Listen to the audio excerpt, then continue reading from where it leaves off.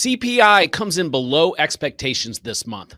Starbucks has a new CEO, and volatility returned to the market last week. All this and thoughts around the tightening presidential election on this episode of Investment Insights from Opal Capital.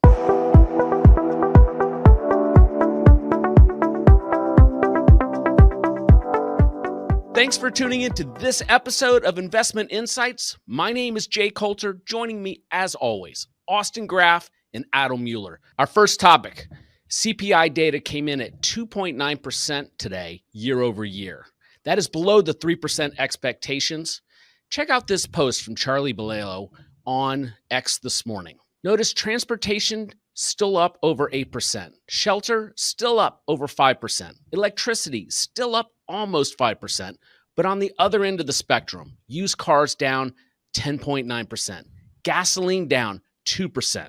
New cars down 1%. Gentlemen, what do you make of the inflation data? Adam, I'll start with you. Yeah, look, I think I'm glad you kind of broke it down into some components, because I think the real key to this is how is it impacting kind of the average U.S. consumer. And with food at, what was it, 1-ish% and fuel down, I think those are the two key things from the perspective of what the day-to-day life of a consumer, which is going to make them feel better, which is going to impact their expectations of inflation going forward, which can have a positive impact on the economy. But overall, the good thing here is that it wasn't a bad print, that it didn't miss, because the market is all bulled up, pun intended, on a rate cuts coming. And now the risk is, what if the rate cuts, it doesn't come or isn't as much as people want, or doesn't happen as fast as people want? And not just this first potential cut in September, but sort of the cadence over the next few months. We've now set ourselves up that if the Fed doesn't deliver on what the market thinks, we'll have increased volatility and perhaps another sell-off. And let's not forget that a week ago, the sky was falling down. The market was 8-10% fall in 3 or 4 trading days, and we've clawed all of that back, and now everything's rosy again. People that were about to jump off a ledge are now, booking vacation homes for the end of August because they're rich again. Well, we'll definitely dive into the volatility of last week. Austin, what are your thoughts on this CPI print? I think it's interesting, and it's interesting how it was broken down by Charlie, because when you look at the actual data, some of the stickiest inflation is in areas of the economy or in products that people need for day-to-day life. When you look at some of the capital goods like used cars and new cars being down the most, that's definitely being driven by interest rates. But when you think about electricity and food and dining out and shelter and those things that are continuing to remain relatively sticky, you wonder if rate reductions from the Fed might cause additional problems in the economy that don't necessarily show up from the top-down data. So I think it does create somewhat of a conundrum for the Fed, as the market was demanding a 50 basis point cut last week. It does seem like that 50 basis points would be irrational at this stage, because you might be pushing up the prices on some of the day-to-day necessities more than everything else, even if it doesn't show up in the broad data. I also think this creates somewhat of a paradox. If the Fed does come out and start lowering interest rates, that presents the potential problem of future inflation. It's spiking back up. As portfolio managers, how do you address this? Adam, I'll start with you. Well, look, I think it depends. I think it's premature to sort of speculate on what could happen. And I think the real question is how fast does the Fed cut? How careful are they? And remember, on the upside, it was one of the fastest tightening cycles in history. That doesn't necessarily mean it's going to be one of the fastest loosening cycles in history. So, look, there's always a risk that macro data can change, and cutting rates leading to future inflation, I think, is, inflation is always a macro risk that one should think about. But I don't think because you're in a loosening cycle, you need to lose sleep over future inflation. Austin? I think from a portfolio's perspective, the best hedge against inflation is high quality equities that have pricing power. Another great hedge against inflation is commodities exposure.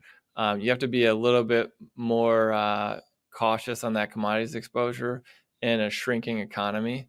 However, when we think about putting portfolios together, we're thinking more about being in those high quality equities at reasonable prices, and also having a slight lean towards commodities, because if inflation does spike back up, I think that's a key kind of risk that most people don't necessarily. It's like the hidden risk in many portfolios that we try to account for as portfolio managers. It might be worth mentioning that, the way that we talk about sort of macro indicators and macro data and things like inflation on the podcast, if this is all you listen to with respect to kind of our investing style and portfolio management, it probably sounds like we turn over the portfolio 5 times a day. The reality is we talk about this stuff because it's important and it doesn't move the overall market, but that's a very short-term phenomena. And the reality is we talk about it, we think about it, but we rarely do anything about it because we like what we own, and we're not owning it for this week or this month. We're owning it for a much longer time horizon. And so a lot of this stuff is short-term noise. Well said, Adam. Next topic. Yesterday's headline news was that Starbucks got a new CEO in Brian Niccol. The stock went up 24% on the news. What's your take on star CEOs and this Starbucks news? Austin, we'll start with you. Well, as holders of Starbucks, we're really excited about the fact that Brian's coming on board, and the market reaction was positive. I'm not really sure if this is more of a if it's more the market saying we really like the new CEO, or if it's more the market saying we really dislike the prior CEO. And so all I could say is I think that CEOs do have a significant impact, especially supposedly visionary CEOs, which, Brian Niccol is considered a visionary CEO because of what he was able to do at both Taco Bell and Chipotle. And I think the market's hoping that he can do similar things at Starbucks, focusing on, bringing traffic back to stores, and also digitization, which it does seem like Starbucks has fallen behind on. So as general, I don't like to get super excited about one individual influencing a company too much. In this situation, it does seem relatively unique, as he has a track record at very similar companies of very successful leadership on both a strategic perspective and a capital allocation perspective. Adam? Yeah, I mean, I guess Starbucks is going to start charging extra for guacamole, but look, I think it sucks to get fired, but it must really suck when you get fired and then the market says, "Oh, by the way, you were a negative $20 billion impact on this company." And gosh, that's it reminded me of when Steve Ballmer stepped down from Microsoft and the stock was up 10% or something on that day, which was a huge change in the market capitalization. And to Austin's point, I agree. Is it because everyone loves the new CEO or disliked the old CEO? The reality was that the company was struggling and decided to make a change. But I will say this: like it's when there's a change at the top and the market cap changes that much, there is something wrong. And I look at the board of directors because their single most important function is hiring and firing the CEO. So if they make a change and the market cap changes that much, then they've had their eye off the ball. Something has gone wrong. Now, it could just be that the old CEO was a mishire, and that happens sometimes. And you hire a CEO, you give them big compensation packages, and once they're hired, I guess you have to give them some time to see if they can do it.